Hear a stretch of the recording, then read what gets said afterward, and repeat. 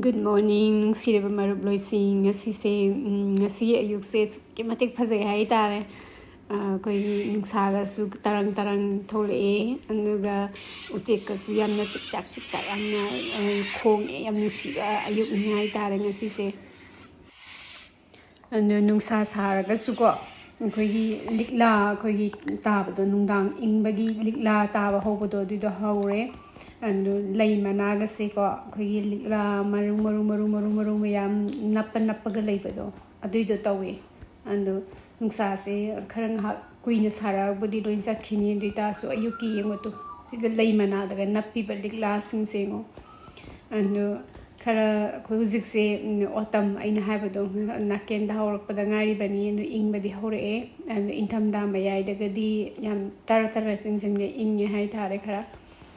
andagi akoigi aigi rose mayam sisu hujik khara satpa akoigi spring da satpa dumainli sate ko duitar su satpa di dum satle hujik se and aroibo aina moi satle hai tare ko handaki thas na aroibo oigedaba male moi se do khangba khanba khara hayeng kaino boba jun no dai boba satpa su yai ko and sigi se ai to sigi su rose se aina have dung hansu se ahan ba se sat pani soul sister gawe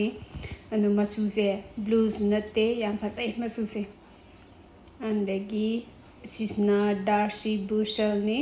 and darcy bushel se ayuki ngo ko gi yum gi mami ta basna picture se kya sing dare hai tar andagi sisna sweet basil ne sweet basil se akoi pasta toba dagi pesto semba dugumba da yam sinai si tha da ba ya da ba maroi marang amani hai tare se swai da ko sinna da ba ya da ba sweet basil zo amani sweet basil akoi ada yam sinna da ba maroi marang hare di sweet basil oregano thyme rosemary sugumba yam sinna de swai da yam sinai dugumba sing se and degi sis na poet's wife ne poet's wife si sungaire atai ga samana ma su spring da sat pa du main di satre du bu sati sali se aina utki ba darcy busel uzik aina utki ba mangi david austin gi rose to ne sis na princess salin de monaco kowe si su spring da yam phajana sale and fuziti khara koi manga taruk sat pas de gi hena satre hai tara yam ningthina satpadi sate to sati dum satli masakti khupha jamni aina hana so hai heb do mogi royal gi maming loraga thon ba lai sing sing tokna phajagre na princess sal de monaco crown princess margarita andagi princess alexandra of kent na masulaiba adu akoi handak sahi gi laigedaba rose winter rose gi list ta yaurabani yam phasai adu su hayeng aina laira kana yengange sisna impatience ne and yengoto jigi kano se impatience se ma se kano de winter ta di khangba dingam deba ko sahi khuding gi thaba rose ne hai tare koi rose na te lai ni hai tare ko koi sai indam da da khangma ngam da na moi de dum si ba andagi sina da endeavor gawe david austin gi rose ne and si se apricot tagi khara khoi gi yaksan ma machu malai dai ne yam phasai si ju andagi aigi sigi the japanese anemone se si se khupha jam taure haba hujik se hitane leng lauraga ne numit ki manga sta yeng ba se tokna phajaga jani ko moi sing se as tokna phajagre no khari santokale ko andagi aise pink masu se yam pam masu bas da kemin nang han ma white masu lay double ana hai the white masu se mana supermarket ai pubirak pane and si se white masu da suma khalani lay ko single ama lay mana se sina double ne ba doubles na khara hele phajaba white do manang han ai lay birak pane do ai hujik thabam kan na khalle hai tare sina the alan wick rose ni david austin ni rose ni yam phajabane si ju piktak bum lauraga andagi sina crown princess margarita ni crown princess margarita se gi mamang da su ma hawe hai tare ak ta karaga do hujik se koi numit humni easter holidays thari easter gi holiday manung se koi C garden से के सेंगदोक सेना खनरी दो सेंगदोक पसे ngамगद्रा ngамोइद्रदि खंगदे सुति मनुंग से अमा तौरिङै हेक्ता हौगिबदि खंगौदे हाय तारे को गार्डन की थबक्ति के दंग लोइदे हाय तारे गा अमा नत्रगा अमा तुम लई हाय तारे गार्डन लैरदि ना कार्मेग्नोल ने कार्मेग्नोल से अनि सुब सही ने हाय तारे ममांग सही ते लैबा रोज ने ममांग सही सु साले अंदुगा हंदक सही सिगा अंदु ऐसे हंदक से कैनो से सी लई से खरा पिक्थरक पदम तवेबा अंदु मोइनदि अदुम अखोगी रोज से कैनो से पोत अखोगी सही 15 years पो अदुम थाबा याय हाय अदुबु आइदि यामद्रबदा सही मरी मंगादगी हेना थादे हाय तारे पोत थाबा से अदु पोते लौथोगा मु लेपाक तमु थाबा अदुमाइना होंगतो होंगजिन तवे खरा नता तारी मोइसे मसाजे खरा फाबा वाले बसिदा अखोगी वेदर सिदा अदो सबके मतिक फजै सिगी रोसिसु अंदगी सिसना अइना ममांगदसु उतकिबा मुखा उतकिबा मसक ममिंग खंगदबा रोज हाइबदो अदुदुने अदो सिगी रोज से को ममिंग मसक ममिंग खंगदे मनमसु लैते अदु याम कोइना साले अंदगी सिना रेड पियर डे रोजान ने अदो रेड पियर डे रोजान से अइ असुके मतिक पामे सिसे मनमदि याउदे अदुबु कअगसना बगिदम तयाम नुआइबा रोज ने कइनोदा तिंगहंग याम याउदेबा मासे अदो अइ हंदक से अमगसु लैगेना खल्ले अदो सिदगी अखोई सिगी से हाइब्रिड तिनते सि तानताओगी रोज ने अदो तासु सिजे कोई कअग थादोकपदा को सिग समानना सालु यादेबा अदिदना तोपा पांबी अमा लैबा ताबा सिना डिलाइटफुल परफ्यूम ने मनम सुनुसी मसकसु फजै अंदुगा सातपसु सिना ngहान समर होरकपदुदा सातपदि योंगै सात चाने सिना क्लेयर ऑस्टिन जे आई क्लेयर ऑस्टिन हंदक से हिसे मासे मसा खरा फत्ते हाय तारे अखोई आइगी थाबम सिना खंगदेबा अंदो थाबम सि पोतने थारे से अंदो आइजे मफम से होंगदोगा येंगदोइने मथंग सहिदा अदगी सिसना गोल्ड बनी क्लाइंबिंग रोज ने आइगी ममांग दा होबा गोल्ड बनी कैनो दो कोई स्रब दा होबदो दुदुगा सिसना अइना कैनो सिदा आर्क्स दा काहन बनेबा क्लाइंबिंग रोज ओइना ट्रेल तौरगा सिसु ब्लैक स्पॉट खरा ताय अदु समर सु पता दबने हुजिक ऑटम सिदा अखोय लोयरमदाय सिदा ब्लैक स्पॉट खरा ताय लेना तिना खरा पए हाय तारे मासे अंदगी सिना लव सॉन्ग गवे सिगी लव सॉन्ग से आई अनि सुब लव सॉन्ग ने पर्पल मसुगी सि नोबालिस का मसा हायरप माने अदुगा नोबालिस ना खरा तासन महेले अदुगा माना खरा संतोए अदु लव सॉन्ग सिसु याम फजबा पर्पल मसुगी रोज ने अदु आई सीरब्रा होद्रब्रा खल्लुबने अदु सोखलगा मसात लरमे याम हरावे सुमाइन तोरमबसे अंदगी सिना फ्रूटी परफ्यूम ऐसी अनि सुइसिगी पांबी सिसु अंदो अमना असम मयाइदा होवे दुगा सिसना मताइदा होबने अंदो मताइदा होबसना आइना लैरगा थाजबने सिसना अदुगा मयाइदा असमना कंदा आई होबजुना कोई रेस्क्यू तौबदा यारप रोसिंगने हाय तारे को अदो सिगी मफम से मासे मसाजे खरा फत्रे कैनोदा जापानीज एनिमोनी से सिसना क्वेश्चन बिदना अंदगी सिदासी बुसेल ngसाय इन कैनो तो होबदो युंगी ममी ताबदा ममी याम सेंगदबा रोज तो अदु सिसनी यंगो तो हुजिक नुक्सा मु खितांग मु थोले एस्ते दे यंगो ममी जे फजना सेंगे बा दुगी नै न उलाई जे स्टे दा नसिना लेडी ऑफ सैलड ने लेडी ऑफ सैलड से सिसु अतोपाई पांबी अनि मसुलै क्लाइंबिंग ओइना होबा अदो मोइसिंगदो फजना साते दो लेपा अतैदो पोत होबने दो लेपाक तो होबसदनी हुजिक सालिसे मसा फाना अदगी सिसना रेड राइडिंग हुड का क्राउन प्रिंसेस मार्गरीटा अनिमक पोत तंगाक्तंगनि थारेसिंग से कैनो से क्राउन प्रिंसेस मार्गरीटा सिसु अदगी रेड राइडिंग हुड सिसु द रेड राइडिंग हुड से अंगांग बदा मासे यम चाव लैनते दो फदी फजबा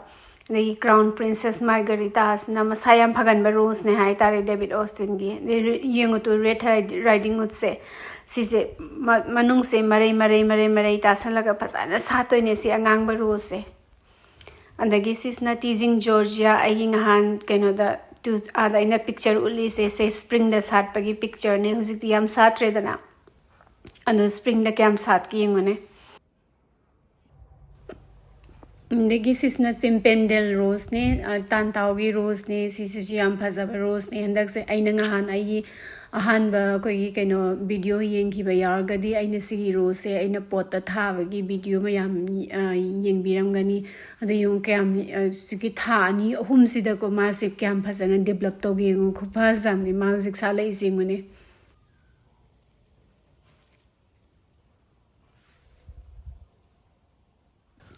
ꯑꯗꯒꯤ ꯁꯤꯅ ꯗꯥꯝ ꯖꯨꯗꯤ ꯗꯦꯟꯁ ꯑꯅꯤꯁꯨꯕ ꯆꯍꯤꯅꯤ ꯗꯥꯝ ꯖꯨꯗꯤ ꯗꯦꯟꯁꯁꯤꯁꯨ ꯂꯩꯅꯥ ꯇꯤꯟꯅꯥ ꯀꯌꯥ ꯄꯛꯀꯟꯗꯕ ꯑꯩꯈꯣꯏ ꯌꯥꯝ ꯁꯥꯠꯀꯟꯕ ꯔꯣꯁꯅꯤ ꯑꯗꯣ ꯀ꯭ꯂꯥꯏꯝꯕꯤꯡ ꯔꯣꯁ ꯑꯣꯏꯅ ꯇ꯭ꯔꯦꯜ ꯇꯧꯔꯁꯨ ꯌꯥꯏ ꯑꯗꯒꯤ ꯁ꯭ꯔꯞ ꯑꯣꯏꯅ ꯑꯗꯨꯝ ꯍꯧꯍꯜꯂꯁꯨ ꯌꯥꯏ ꯑꯩꯒꯤꯁꯦ ꯁ꯭ꯔꯞ ꯑꯣꯏꯅ ꯍꯧꯍꯜꯂꯕꯅꯦ ꯑꯗꯨꯝ ꯀꯩꯅꯣ ꯇ꯭ꯔꯤꯝ ꯇꯧꯔꯒ ꯑꯗꯣ ꯌꯥꯝ ꯐꯖꯕ ꯑꯩꯈꯣꯏꯒꯤ ꯀꯞ ꯑꯣꯏꯅ ꯁꯥꯠꯄ ꯔꯣꯁꯇꯤ ꯅꯠꯇꯦ ꯑꯗꯨ ꯑꯣꯏꯇꯥꯔꯁꯨ ꯁꯟꯇꯣꯛꯑꯒ ꯆꯔꯥ ꯆꯔꯥ ꯁꯥꯠꯂꯒ ꯃꯁꯛꯁꯦ ꯑꯦꯄ꯭ꯔꯤꯀꯣꯠ ꯃꯆꯨ ꯌꯥꯝ ꯐꯖꯕ ꯑꯦꯄ꯭ꯔꯤꯀꯣꯠꯇꯣ ꯑꯗꯨꯏꯗꯨꯅꯤ ꯃꯥꯁꯦ ꯈꯨꯐꯖꯕꯅꯤ ꯑꯗꯒꯤ ꯁꯤꯅ ꯅꯥꯍꯤꯃꯥ ꯀꯧꯋꯦ ꯄꯤꯡ ꯃꯆꯨꯁꯦ ꯑꯗꯒꯤ ꯁꯤꯁꯤꯅ ꯕ꯭ꯂꯁꯤꯡ ꯄꯤꯌꯔ ꯗꯤ ꯔꯣꯖꯥꯟ ꯉꯁꯥꯏ ꯄꯤꯌꯔ ꯗꯤ ꯔꯣꯖꯥꯟ ꯑꯩꯅ ꯑꯉꯥꯡꯕ ꯑꯃ ꯑꯣꯠꯈꯤꯕꯗꯣ ꯑꯗꯣ ꯁꯤꯁꯤꯅ ꯋꯥꯏꯠꯀꯤ ꯀꯩꯅꯣꯅꯤ ꯚꯔꯖꯟꯅꯤ ꯑꯗꯒꯤ ꯉꯔꯥꯡ ꯅꯨꯡꯗꯥꯡ ꯑꯩꯈꯣꯏ ꯅꯨꯡꯁꯤꯠ ꯈꯔ ꯁꯤꯠꯂꯦꯕ ꯑꯗꯣ ꯑꯩꯒꯤ ꯁꯤꯗꯩꯗ ꯍꯧꯕ ꯌꯨꯝꯒꯤ ꯅꯥꯀꯟꯗ ꯍꯧꯕ ꯇꯣꯃꯦꯇꯣ ꯃꯌꯥꯝꯁꯦ ꯂꯣꯏꯅꯃꯛ ꯇꯨꯔ ꯂꯩꯔꯝꯃꯦ ꯄꯥꯝꯕꯤꯁꯤꯡꯁꯦ ꯌꯦꯡꯉꯨꯗꯣ ꯑꯗꯣ ꯑꯩ ꯑꯃꯨꯟꯕ ꯈꯔ ꯁꯤꯁꯤꯡꯁꯦ ꯍꯦꯛꯇꯣꯛꯄꯤꯔꯤꯅꯦ ꯑꯗꯣ ꯇꯣꯃꯦꯇꯣꯁꯤꯡꯁꯦ ꯁꯤꯁꯦ ꯁꯨꯃꯥꯏꯅ ꯍꯦꯛꯑꯒ ꯊꯝꯃꯗꯤ ꯀꯥꯎꯟꯇꯔ ꯇꯣꯞꯇ ꯊꯝꯕꯤꯔꯗꯤꯀꯣ ꯑꯗꯨꯝ ꯃꯄꯥ ꯃꯆꯥ ꯑꯗꯨꯝ ꯆꯥꯝꯃꯒ ꯑꯗꯨꯝ ꯃꯣꯏ ꯑꯗꯨꯝ ꯆꯥꯖꯩꯕ ꯑꯩ ꯍꯧꯖꯤck ꯊꯣꯡꯅꯕꯒ ꯂꯩꯍꯧꯔꯣꯏ ꯃꯕꯥꯅꯤꯅ ꯆꯥꯕꯗ ꯁꯤꯁꯦ ꯑꯗꯨꯝ ꯑꯗꯨ ꯁꯤꯒꯤ ꯇꯣꯃꯦꯇꯣꯁꯦ ꯁꯨꯄꯔ ꯃꯥꯔꯀꯦꯠꯇ ꯁꯤꯒꯨꯝꯕ ꯑꯄꯤꯛꯄ ꯇꯣꯃꯦꯇꯣꯁꯤꯡꯁꯦ ꯁꯤꯗꯩꯗꯤ ꯌꯥꯝ ꯇꯥꯡꯉꯦ ꯀꯩꯅꯣꯗꯒꯤ ꯍꯦꯟꯅ ꯇꯥꯡꯉꯦ ꯑꯆꯧꯕꯗꯨꯗꯒꯤ ꯁꯤꯒꯨꯝꯕꯁꯤꯅ ꯍꯦꯟꯅ ꯇꯥꯡꯉꯦꯕ ꯁꯤꯁꯦ ꯃꯤ ꯃꯌꯥꯝꯅ ꯑꯩꯈꯣꯏꯒꯤ ꯍꯤꯡꯅꯁꯨ ꯁꯨꯃꯥꯏꯅ ꯆꯥꯅꯩ ꯑꯗꯨꯒ ꯃꯣꯏ ꯁꯂꯥꯗ ꯑꯣꯏꯅꯁꯨ ꯑꯗꯨꯝ ꯆꯥꯅꯩ ꯑꯗꯨ ꯎꯍꯩꯗꯧꯅ ꯑꯗꯨꯝ ꯆꯥꯏꯌꯦꯕ ꯀꯦꯃꯔꯤꯟꯁꯨ ꯁꯦꯜꯗꯟꯁꯨ ꯃꯕꯥꯅꯤꯗꯤ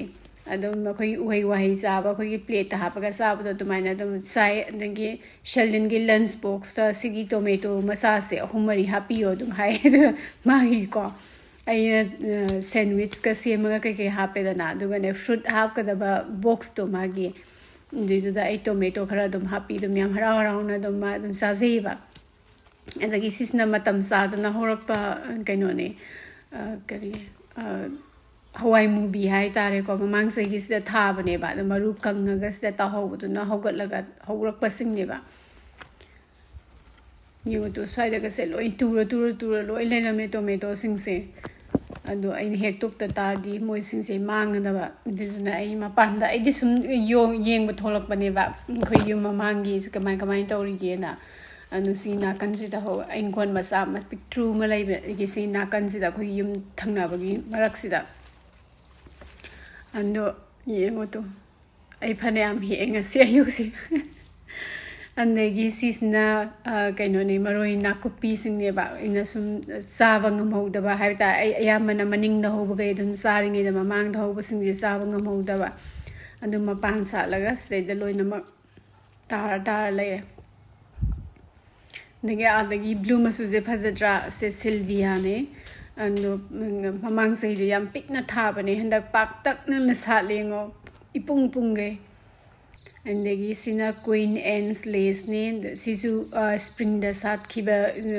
ꯀꯩꯅꯣꯅꯦ ꯂꯩꯅꯦ ꯑꯗꯨꯒꯤ ꯃꯔꯨ ꯍꯧꯔꯛꯄ ꯍꯥꯏꯇꯥꯔꯦ ꯑꯗꯒꯤ ꯍꯟꯗꯛ ꯆꯍꯤꯅ ꯑꯍꯥꯟꯕ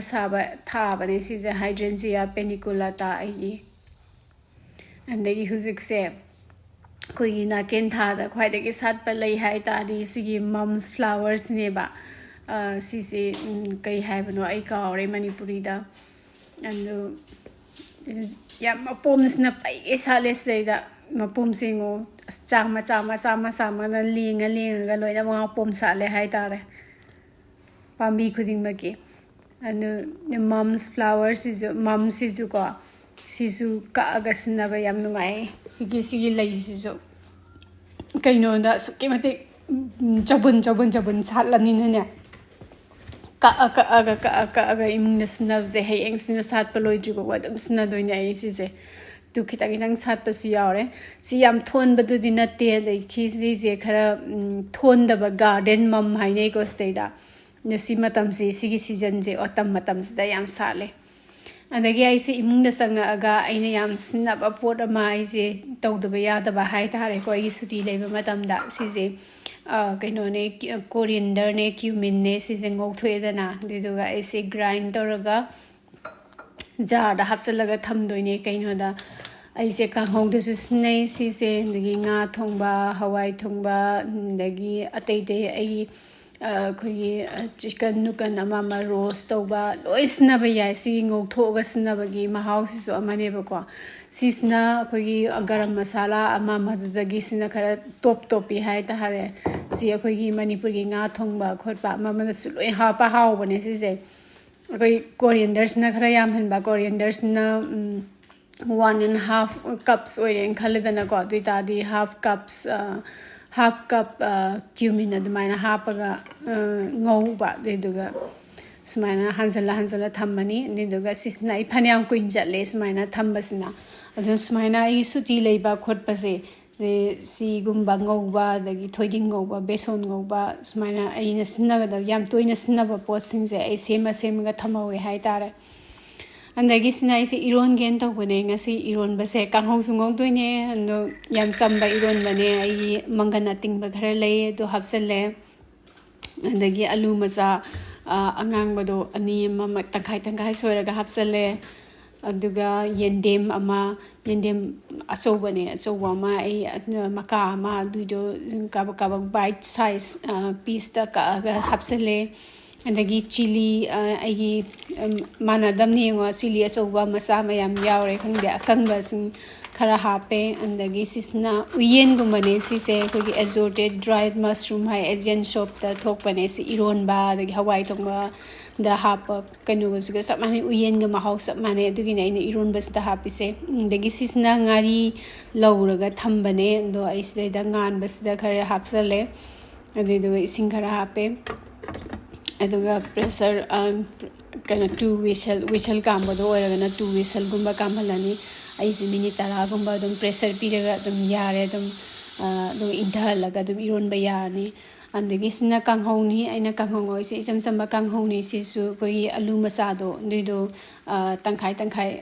ꯈꯥꯏꯗꯣꯛꯑꯦꯗꯅ ꯇꯪꯈꯥꯏ ꯅꯠꯇꯦ ꯀ꯭ꯋꯥꯇꯔꯁꯇ ꯈꯥꯏꯗꯣꯛꯑꯦꯗꯅꯀோ ꯑꯗꯨꯒ ꯐ꯭ꯔꯣꯖꯟ ꯒ꯭ꯔꯤꯟ ꯄꯤꯁ ꯈꯔ ꯍꯥꯞꯄꯒ ꯑꯗꯨꯝ ꯏꯆꯝ ꯆꯝꯅ ꯉꯧꯕ ꯀꯥꯡꯍꯧꯅꯤ ꯑꯗꯒꯤ ꯑꯩꯁꯦ ꯏꯔꯣꯟꯕꯒ ꯂꯣꯏꯈ꯭ꯔꯦ ꯏꯔꯣꯜꯂꯤꯉꯩꯗꯗꯤ ꯑꯩ ꯅꯝꯍꯧꯗ꯭ꯔꯦ ꯑꯗꯣ ꯏꯔꯣꯜꯂꯒ ꯑꯩꯒꯤ ꯏꯪꯈꯣꯜꯗꯒꯤ ꯍꯦꯛꯆꯔꯛꯄ ꯃꯔꯣꯏ ꯃꯄꯥꯡ ꯑꯩꯈꯣꯏ ꯇꯤꯜꯍꯧ ꯃꯅꯥ ꯃꯆꯥ ꯁꯥꯂꯠꯀꯤ ꯃꯅꯥꯗꯣ ꯑꯗꯨꯏꯗꯨ ꯈꯔ ꯍꯥꯞꯄꯦ ꯑꯗꯒꯤ ꯐꯛꯄꯥꯏ ꯈꯔ ꯍꯥꯞꯄꯦ ꯑꯗꯒꯤ ꯇꯣꯅꯤꯡꯈꯣꯛ ꯈꯔ ꯍꯥꯞꯄꯦ ꯑꯗꯨꯒ ꯂꯣꯏꯔꯦ ꯏꯔꯣꯟꯕꯁꯨ ꯂꯣꯏꯔꯦ ꯑꯗꯨꯒ ꯑꯩꯁꯦ ꯃꯨꯀꯥ ꯉꯥ ꯈꯔ ꯂꯩꯌꯦꯕ ꯃꯨꯀꯥ ꯉꯥ ꯈꯔ ꯂꯧꯔꯦ ꯑꯗꯨ ꯂꯣꯏꯔꯦ ꯁꯤꯁꯤꯅ ꯂꯟꯁ ꯑꯩꯈꯣꯏꯒꯤ ꯏꯆꯝ ꯆꯝꯅ ꯑꯩꯈꯣꯏꯒꯤ ꯆꯥꯛ ꯌꯦꯟꯁꯥꯡꯁꯦ ꯆꯥꯕꯒꯤ ꯑꯩꯈꯣꯏ ꯅꯨꯡꯉꯥꯏꯕꯁꯤꯗꯤꯀꯣ ꯁꯨꯃꯥꯏꯅꯒ ꯁꯨꯇꯤ ꯊꯥꯕ ꯅꯨꯃꯤꯠꯁꯤꯗ ꯁꯤꯒꯤ ꯅꯨꯡꯉꯥꯏꯕꯁꯤꯗꯤ ꯑꯁ ꯈꯨꯅꯨꯡꯉꯥꯏ ꯑꯃꯅꯦ ꯍꯥꯏꯁꯤꯅꯤ ꯍꯥꯎꯕꯗꯤ ꯂꯣꯏꯈ꯭ꯔꯦ ꯑꯗꯨꯕꯨ ꯄꯨꯛꯇꯤ ꯈꯔ ꯁꯥꯎꯒꯠꯂꯦ ꯑꯩ ꯏꯔꯣꯝꯕ ꯆꯥꯕꯗꯣ ꯑꯗꯒꯤ ꯌꯦꯡꯉꯣ ꯔꯥꯂꯤꯁꯦ ꯌꯦꯡꯉꯣ ꯑꯥꯗ ꯗ꯭ꯔꯃꯥ ꯌꯥꯝ ꯍꯩꯕ ꯅꯨꯄꯤꯅꯦ ꯃꯥꯁꯦ ꯌꯦꯡꯉꯣꯗꯣ ꯑꯥꯗ ꯁꯣꯐꯥ ꯃꯊꯛꯁꯤꯗ ꯃꯥꯅ ꯇꯧꯔꯤꯁꯦ ꯎꯔꯕ ꯑꯗꯨꯃ ꯌꯥꯝ ꯅꯨꯡꯉꯥꯏꯅ ꯁꯤꯗ ꯁꯥꯟꯅꯔꯤ ꯑꯗꯒꯤ ꯁꯤꯁꯤꯅ ꯍꯥꯏꯗ꯭ꯔꯦꯟꯖꯤꯌꯥ ꯑꯅꯥꯕꯦꯜ ꯑꯩꯒꯤ ꯅꯍꯥꯟ ꯁꯝꯃꯔꯗ ꯁꯥꯠꯈꯤꯕꯁꯤꯡꯗꯨꯅꯦ ꯑꯩꯅ ꯀꯛꯊꯠꯂꯒ ꯏꯃꯨꯡꯗ ꯄꯨꯁꯜꯂꯛꯄꯅꯦ ꯀꯪꯉꯀꯥꯟꯗ ꯄꯨꯁꯜꯂꯛꯄꯀꯣ ꯆꯣꯠꯂꯤꯉꯩꯗ ꯄꯨꯁꯜꯂꯛꯄ ꯅꯠꯇꯦ ꯁꯨꯃꯥꯏꯅ ꯀꯪꯉꯀꯥꯟꯗ ꯄꯨꯁꯜꯂꯛꯄꯅꯦ ꯑꯗꯣ ꯋꯤꯟꯇꯔ ꯆꯨꯞꯄ ꯏꯃꯨꯡꯗ ꯁꯨꯃꯥꯏꯅ ꯂꯩꯗꯣꯏꯅꯦ ꯐꯖꯕꯅꯦ ꯌꯥꯝꯅ ꯑꯗꯒꯤ ꯁꯤꯁꯦ ꯑꯩ ꯅꯤꯡꯁꯤꯡꯉꯛꯑꯦ ꯁꯤꯁꯦ ꯆꯟꯗ꯭ꯔꯃꯨꯈꯤ ꯍꯥꯏꯕꯅꯦ ꯍꯥꯏꯕ ꯆꯟꯗ꯭ꯔꯃꯨꯈꯤ ꯑꯩꯈꯣꯏ ꯃꯅꯤꯄꯨꯔꯗꯁꯨ ꯑꯩꯈꯣꯏꯒꯤ ꯃꯦꯔꯥ ꯋꯥꯌꯨꯡꯕꯒꯤ ꯑꯗꯨꯋꯥꯏꯗ ꯁꯥꯠꯂꯛꯄ ꯀꯩꯅꯣꯗꯣ ꯂꯩꯅꯤ ꯃꯦꯔꯥ ꯋꯥꯌꯨꯡꯕ ꯑꯗꯨꯋꯥꯏꯗꯔꯣ ꯁꯥꯠꯄꯗꯨꯕꯣ ꯊꯧꯕꯥꯜ ꯂꯥꯡꯕꯟ ꯍꯤꯌꯥꯡꯒꯩ ꯑꯣꯀꯦ ꯃꯦꯔꯥ ꯑꯗꯨꯋꯥꯏꯗ ꯁꯥꯠꯄ ꯂꯩ ꯃꯥꯜꯂꯦ ꯑꯩꯅ ꯈꯟꯕꯗ ꯀꯩꯅꯣꯁꯦ ꯆꯟꯗ꯭ꯔꯃꯨꯈꯤꯁꯦ ꯑꯗꯣ ꯁꯤ ꯃꯆꯨꯁꯦ ꯌꯥꯝ ꯐꯖꯩꯌꯦꯕ ꯁꯤꯒꯤ ꯃꯆꯨꯁꯦ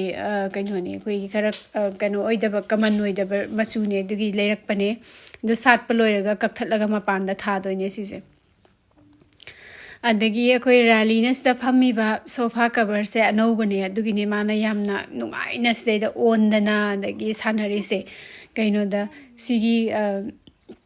ꯃꯥꯅ ꯍꯤꯞꯄꯤꯕ ꯃꯐꯝꯁꯦ ꯁꯤ ꯃꯣꯟ ꯂꯥꯎꯔꯦ ꯑꯗꯒꯤ ꯑꯩꯈꯣꯏꯒꯤ ꯍꯨꯏꯒꯤ ꯍꯧꯗꯣꯡꯒꯤ ꯃꯇꯨ ꯇꯥꯔꯁꯨ ꯁꯦꯡꯗꯣꯛꯄ ꯌꯥꯝ ꯂꯥꯏꯕ ꯀꯩꯅꯣꯅꯦ ꯍꯥꯏꯇꯥꯔꯦ ꯀꯕꯔꯅꯤ ꯑꯗꯨ ꯃꯥꯅꯁꯨ ꯑꯁꯨꯛꯀꯤ ꯃꯇꯤꯛ ꯄꯥꯝꯃꯦ ꯃꯥꯁꯤꯗ ꯁꯥꯟꯅꯕꯗ ꯂꯣꯏꯔꯦ ꯃꯥꯁꯤ ꯃꯐꯝꯁꯤꯗ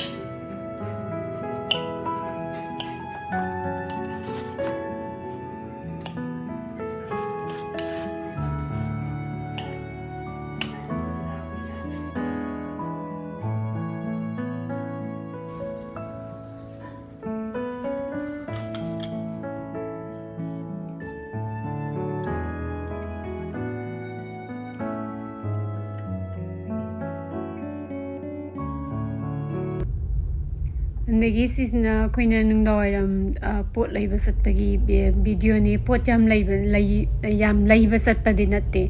seida koina satlise ayambagina satlise aluminium foil baking paper loiba andagi akoi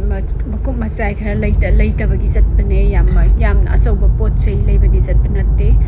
ando yengse ada yarga kai yauge to ando smaina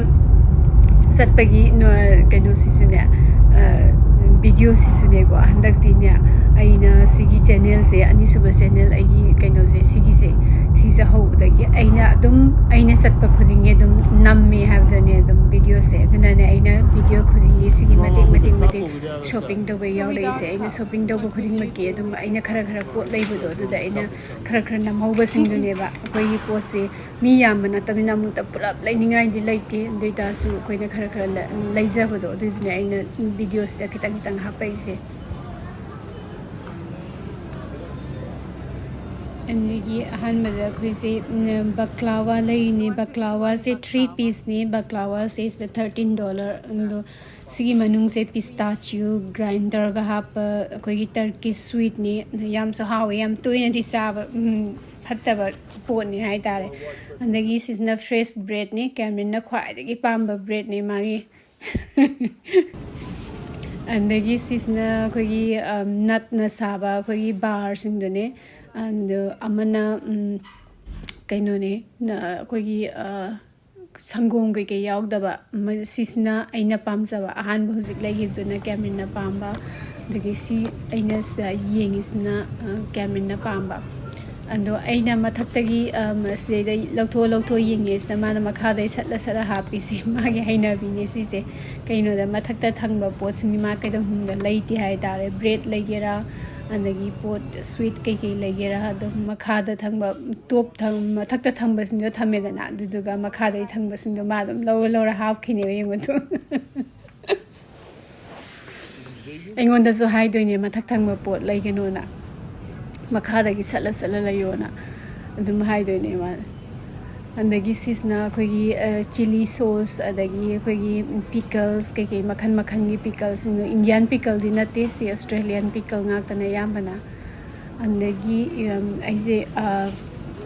cabbage laigena yengine kobi da su makhan nesta thoise de aina khwai ipama kobi dine go khoi dagi phangba kobi makhal se tu sigi suguma kobis na ina khwai hawi se samput char su hawi andagi ngor su hawi andagi kana star sar su hawi hing sar su hawi loi hawi andagi sisna potatoes se kg anida $4 ne hai tare 4 hoi andagi Greek yogurt se aina yam snaba pot ne andubu khoi mi yam da mina ai kidong da asoba packet laite the 1 kg sigi Greek yogurt se stay da $6 6.50 dum 7 adune dum sisna dum phanayam koine satle dum hafta ma dum hena satle amasina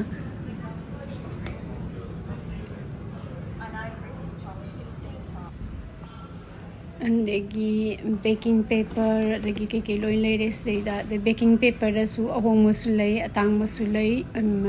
na ahong mugi kana musulai atang mugi kana musulai hai tare ko and koi di yam kana tang mugi darka laite commercial kitchen ju natte didana dum yum dasna bai di dum yari ngai ai di ahong bodum lai hai tare andagi aluminium foil se mathak kisna atang mane ko ota grize tu sisna atkara tangba aluminium foil ne andagi makhagi sina kaino ne special ne ko ataba mamal tara yonba ando sisna khara hongba hai tare ko aduga imungda dum sinabagi oina di dum yaba dugmani do yaringe sigumba potsingje ai yamana hongba sinaga le hai tare andagi sina freezer bags ne agi freezer da khoi ingol dagi vegetable se kaina tawgera freezer da hapsal thamgera dagi meat ke khoi freezer da hapsal thamgera sigi freezer bag se da hapaga thammeba andagi sina hash brown je khoi breakfast kumba kai kumba da sina ba yawe ꯑꯗꯣ ꯀꯦꯃꯤꯟꯁꯨ ꯁꯦꯜꯗꯟꯁꯨ ꯄꯥꯝꯃꯦ ꯑꯗꯨꯅ ꯑꯩꯈꯣꯏ ꯍꯁ brown ꯑꯃ ꯂꯩꯔꯛꯑꯦ ꯁꯨꯝꯕ frozen ꯄꯣꯠꯁꯤꯡꯁꯦ ꯌꯥꯝ ꯂꯩꯔꯒꯗꯤ ꯊꯝꯗꯦ ꯑꯗꯨꯕꯨ ꯈꯔ ꯏꯃꯥꯔꯖꯦꯟꯁꯤꯒꯤꯗꯤ ꯑꯗꯨꯝ ꯊꯝꯃꯦ ꯍꯥꯏ ꯇꯥꯔꯦ ꯑꯗꯒꯤ ꯑꯃꯨꯛ ꯃꯕꯥꯅꯤꯁꯦ ꯑꯃꯨꯛ ꯕ꯭ꯔꯦꯗ ꯑꯃꯃꯨꯛ ꯂꯩꯅꯕꯒꯤ ꯑꯃꯨꯛ ꯄ꯭ꯂꯥꯟ ꯇꯧꯔꯤꯅꯤ ꯌꯦꯡꯉꯣ ꯑꯩꯅ ꯁꯤꯗꯒꯤ ꯂꯩꯔꯣꯅ ꯃꯕꯥꯅꯤ ꯂꯩꯍꯜꯂꯤꯅꯦ